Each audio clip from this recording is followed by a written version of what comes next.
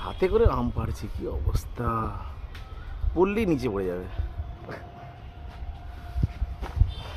ডিস্টেন্সটা দেখ কি অবস্থা।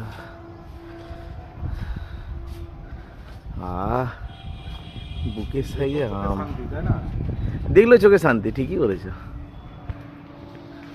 ভাল লাগে দেখতে।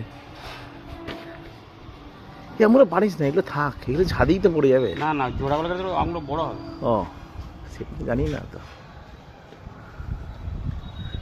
ওগুলো হাত তুলো না,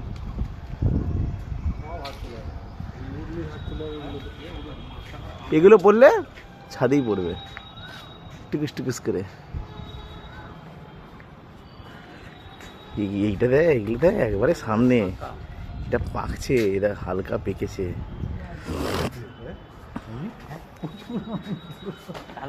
আম মানে এই তাও তো কম আম হয়েছে, আম তুমি ধরে রাখতে পারবে না। আমি এক একটা বছর আমি 70-80টা আম খেয়েছি।